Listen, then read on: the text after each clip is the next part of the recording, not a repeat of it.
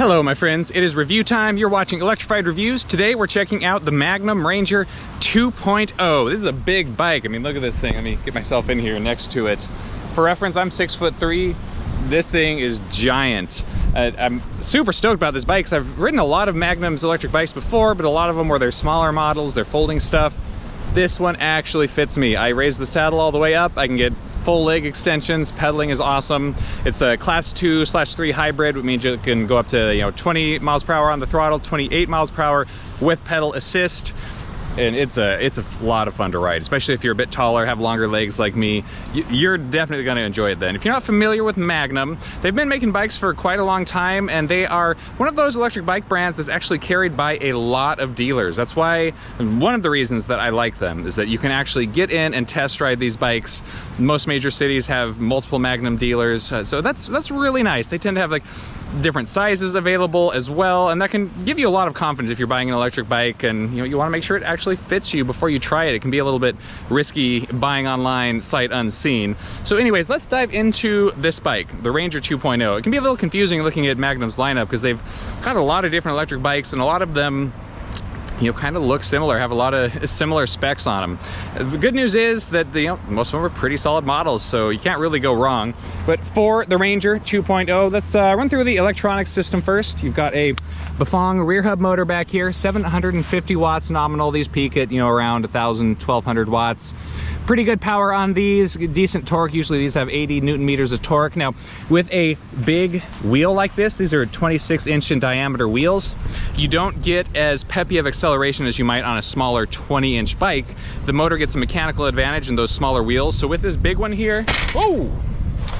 Blew over in the wind on me there. But anyways, as I was saying, motors get a mechanical advantage from a smaller wheel when it's a hub motor in the wheel like that. So with these big, huge wheels, you don't get that. So the acceleration isn't as peppy, but you can still reach that top speed of 28, especially when you're pedaling, no problem. The battery pack here, 960 watt hours total.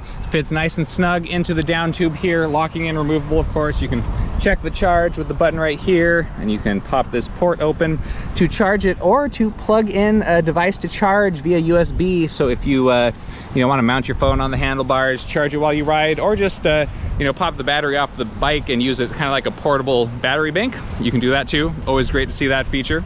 Since we're talking about the electronics, we'll just take a look at the display and the controls and everything here. Magnum's really dialed it in. They've been doing this a long time. So you turn it on with power button on the underside of the display. Hold that on to fire it up.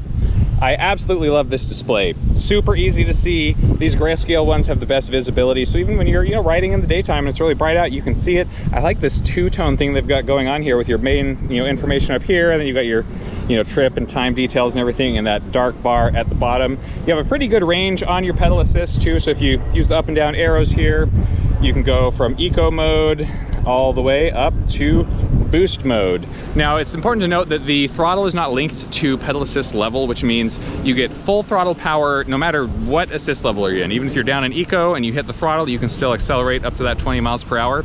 That's the best configuration to have because it makes it easy to quickly accelerate if you need to. Maybe you're riding in pedal assist, eco mode, and just trying to get some exercise, and then suddenly you need to accelerate to pass somebody or to get out of the way of a car. Easy to do that, good configuration for sure. Throttle is on the left grip here, variable thumb throttle. And then you've got a horn mounted underneath it. Buzzer style horn, decently loud. Always a good safety feature to have on here. And of course you do get integrated lights as well. I think you hold down the up arrow to turn those on. Yep, I see the light indicator came on. So you've got an integrated headlight right here. These are not, these aren't super bright. They're not really anything to write home about, but they do provide enough visibility so that you feel safer riding at night, and most importantly, so that people can see you, right? You've got the integrated tail light back here as well, and I think it might have brake light activation. I don't see it. Actually, I don't actually see it on here. So, oh, there we go. Okay, the wire is actually loose, so it is actually decently bright. I feel like I'd be able to see that in the daytime as well as at night. You don't have any turn signals or anything on here, so nothing really fancy in the lights department. No brake light activation, which is something that I like to see that is getting to be included on a lot more electric bikes. But these still, they cover the basics. And when it comes to visibility, this bike really does stand out already as it is. You've got these awesome big wide sidewalls on the tires, very reflective. Those are going to stand out especially at night. We've got the silver bike too. So this is going to be a very easy bike to see, especially for how tall it is, how big it is. Now, of course, electrical system isn't everything. We've got all the regular bike components, so let's run through those. They're kind of middle of the ground here. They're definitely a step up from entry level, but they're not anything super premium. For pedaling, we have got Shimano Altus, so this is kind of a second tier up from the Shimano Tourney, which is their lowest level in terms of quality and performance. 14 to 20 8-tooth freewheel back here, so not a big range. You know, it's good for riding around cities and stuff, but this is definitely not going to be a hill climber. This is a really nice just setup for the drivetrain here. They've got the derailleur guard here, which helps to, you know, protect it and the motor cable from damage. That's nice during shipping and just for general riding around, or, you know, storing at a bike rack or something. And this nice alloy guard up here. We've got a bash guard on one side and then a chain guard up here. Protects the chain, keeps your clothes out of it. Like it's a nice touch, and it looks cool. It's a nice sleek look. The shifter up here is a Revo shift. This is a twist shifter, so you just, you know, twist it to operate. Pretty easy to do. You've got a little window there so you can see what gear you're in. This is a 7-speed, so it's really designed more for kind of like city use. I mean, especially you look at these tires, you know, these are city slicks more than anything, maybe like a little bit of hybrid use, but they are really going to be efficient on pavement. That's the target riding area here. I love the geometry of this bike. Like, I talked a little bit about how big it is, and it is really well designed. Like, you can tell that they've dialed this fit in here. Seating position's very like upright, relaxed, feels cruiser-esque, super adjustable too. So even though it's a big bike, you could probably fit it with just about anybody. You've got a good range of height adjustment for the seat post, and up here you have a tool-free adjustable stem. These things are awesome. You can just slide this back, lift this lever up, adjust the stem angle however you want, adjust the handlebar angle, get everything dialed in to fit perfect. So even if you wanted to, you know, maybe sit a bit more forward, or, you know, really cruiser, lean it back, relaxed kind of a vibe, it's easy to do that. And it's fantastic. I'd show you guys the tool-free stem adjustment, but it is a little difficult to do with just one hand.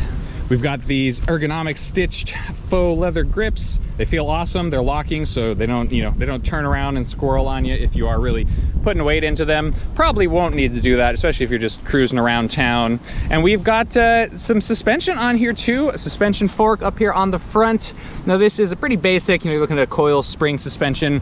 So it's got, you know, it's got lockout, and it's got, you can adjust the preload right here. You get about 70 millimeters of travel. Definitely makes a difference riding around town. This is not something you're going to be taking to the stunt park, but just for, you know, riding over rough pavement, or maybe doing some light trails. We'll try and do a little bit of that today when we get to the ride test portion. Now for stopping power, you've got hydraulic disc brakes with big old 180 millimeter rotors on the front and the rear. Now that is Magnum's logo on the caliper, but don't worry, these are Tektro branded under the hood, and Tektro's pretty solid, like, staple name when it comes to hydraulic brakes for electric bikes. They've been making them a long time. They're e-bike specific, so they have motor cutoffs, which means that as soon as you squeeze that brake lever, they cut the power instantly. That way you're never in a situation where you're fighting the motor, which can happen sometimes on bikes like this because they use what's called a cadence sensor for pedal assist. We can see it in here. They've gotten pretty small now, but this ring right here, that little black ring, that is the pedal assist sensor. So there's 12 magnets in there, and it measures revolutions of the pedals as you're pedaling. So you have to, you know, pedal a few times before it kicks in and will start helping you out with the electronic assist. And then on the other end, when you stop pedaling, there's gonna be a little bit of a delay before it actually realizes that you've stopped and shuts off. So that's why those motor inhibitors come in handy. Now this is not as responsive as bikes that have a torque sensor. So if you're looking for something a little bit more active and responsive, you might have to look at another bike. But some people do prefer cadence sensors instead. The reason for that is that you don't have to put pressure on the cranks at all to activate the electronic assist. You just have to be cycling the cranks. Doesn't matter how hard you push. So if you've maybe your knees aren't as good as they used to be, or you're recovering from an injury, so you can't push hard, then cadence sensor, it's the way to go. And of course we have got the rear rack back here. Now this is a bolt-on rack, so it's not built into the frame, but this is a nice one. Like it is real sturdy. It's got lots of different mount points. You get this, you know, kind of like a really long bungee cable that comes standard with it as well, so you can load that baby up. It's pretty standard max load on here, 25 kilograms, which translates to roughly 55 pounds. pretty standard for a rear rack. But the weight limit for the entire bike is 330 pounds, which is a bit on the high side for electric bikes. That's a pretty solid payload, but you do pay for that with the weight of the overall bike, which is coming in at 76 pounds. So it's pretty hefty. And I mean, that's about average. It's for, you know, a fat tire electric bike, especially one with these big 26-inch wheels on it. But keep that in mind, especially if you're needing to transport it on like a rack behind your car. It's a hefty one, and it's also, you know, it's big and it's long. And so, you know, storage space in the garage, that kind of a thing, you probably wouldn't want to carry it upstairs to an upper level apartment unless you absolutely have to. All right, we are going to take it out for a test ride, and we're riding it kind of in its intended environment here. We're on a bike path, multi-use, so, you know, we don't want to be pushing it all the way up to 28 miles per hour. We'll definitely, you know, keep that dialed in at a lower level. So I've got the display fired on here, and I'm actually going to drop the assist all the way off. So no pedal assist. I think we still have throttle. No, we don't. Yep, so throttle's off, no pedal assist. Just gonna ride it like a bike, get started out with that. Definitely gonna have to shift down here a little bit. All right, so it feels pretty good in first gear here. And I talked some before about the seating position and just the comfort of this bike. I mean, it's great. I'm like sitting all the way upright. I can extend my legs almost completely fully to get those nice leg extensions. So it actually feels good to ride it like a bike, even though, you know, I am pushing 75 pounds of bike around. Shift up one here, you know, we're cruising at 9-10 miles an hour. But it's nice to know that, you know, if maybe your battery runs out, or maybe you just want some exercise and, you know, don't need the electric assist for a little bit, it feels pretty good. But, you know, that's not a whole lot of fun. So let's go ahead and kick that electric assist up. So eco mode tops out right about at, you know, 9-10 miles per hour. It's about as fast as you can go. Go up there one more into tour. Passing on your left. Thanks. There's a little bit high traffic out here, so we'll see if we can get off onto a neighborhood street where it's a little bit lighter. Passing on your left. So now we're in tour mode, and that can get up to like 11-12 miles per hour.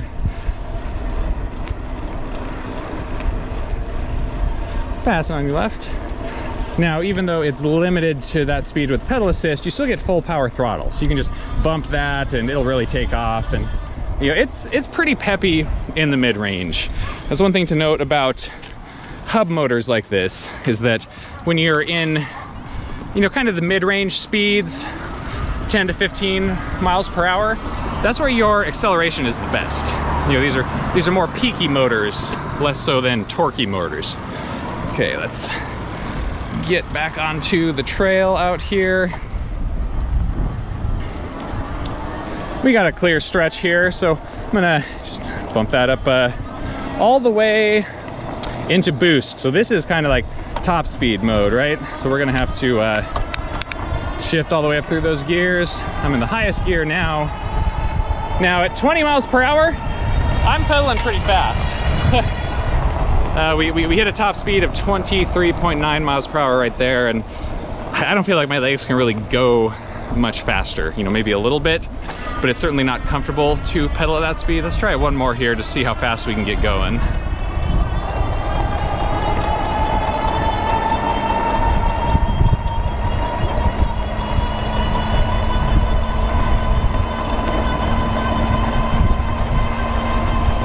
All right, yeah, so we're, you know, 26, 27 here. And, you know, I stand corrected. That actually does feel, it feels pretty solid.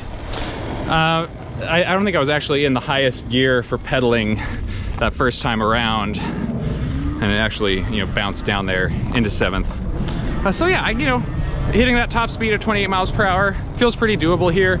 You're definitely gonna be pumping pretty good to go that fast. So, you know, you're gonna get your workout in for sure, but you can totally do it.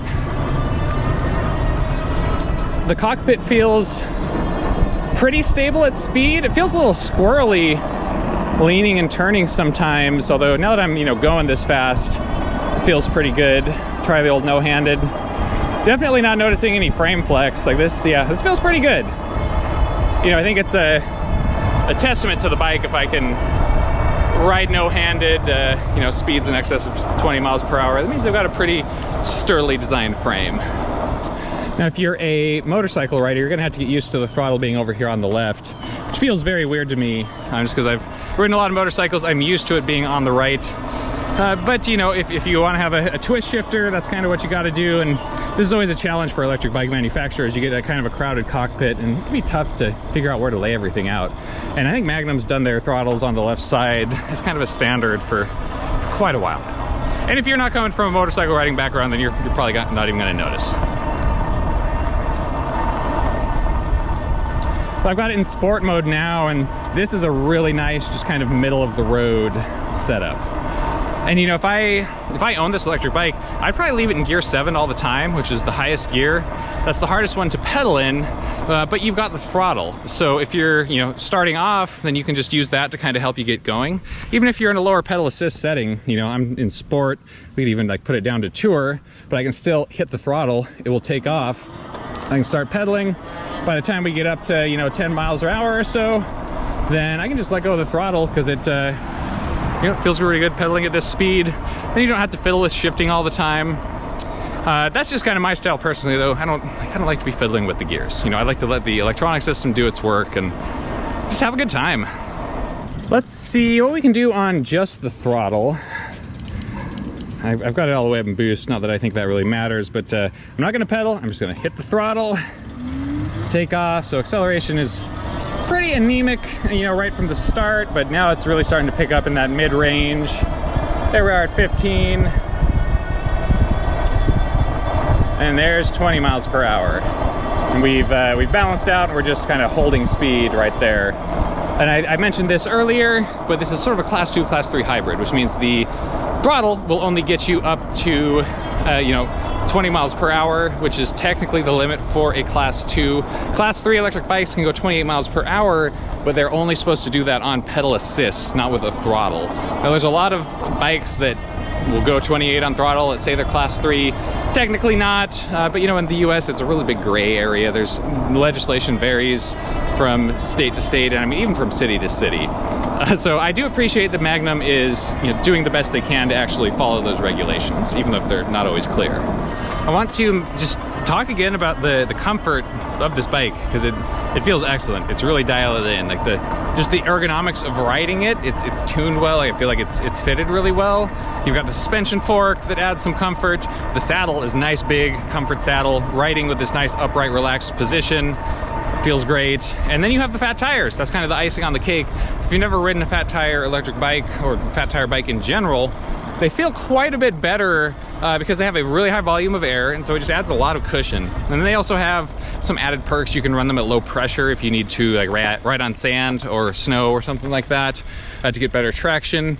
But if you keep them closer to the maximum, you're going to get a lot better efficiency and range. When you've got them at those low PSIs, then you know that could half or even, you know, give you like a third of your normal range if you're riding on that really, like, you know, kind of soft terrain. Alrighty friends, that is a wrap for the Magnum Ranger 2.0. Giant size fat tire electric bike, good, you know, around town, kind of all-purpose cruiser, commuter, cargo hauler.